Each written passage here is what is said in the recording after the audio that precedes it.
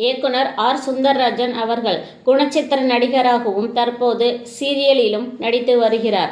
அவர் 100 நாட்களுக்கு மேல் சாதனை படைத்த பல வெற்றி படங்களை கொடுத்தவர். நான் பாடும் பாடல் என்ற படத்தை இயக்கினார். படத்தின் கிளைமாக்ஸை நெருங்கிய போது இயக்குனருக்கு ஒரே குழப்பம். வழக்கமாக மோகன் இப்படத்திலும் மைக் மோகன் தான். பாடகர் மோகனை காதலித்து திருமணம் செய்து கொள்கிறார் நாயகி அம்பிகா. ஆனால் மோகன் விபத்தில் இறந்த நிலையில் அந்த வீட்டிற்கு மற்றொரு நாயகன் சிவகுமார் கதை எழுதும் வேலையாக வர அம்பிகா மீது காதல் சிவகுமாருக்கு.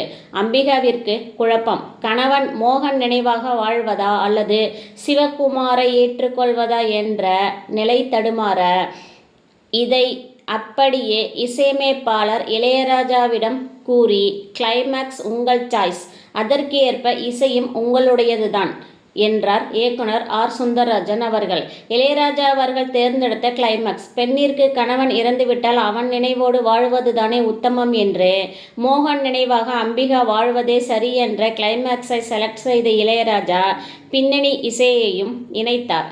படம் 100 நாட்களுக்கு மேல் ஓடி வெற்றியும் கண்டது. பாடலும் சூப்பர் ஹிட் தான்.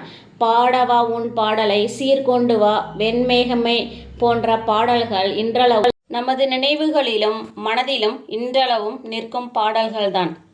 தொடர்ந்து இணைந்திருங்கள். கண்மணி தகவல்கள் சேனலுடன். லைக் செய்யுங்கள், ஷேர் செய்யுங்கள், கமெண்ட் செய்யுங்கள், சப்ஸ்கிரைப் செய்யுங்கள். நன்றி.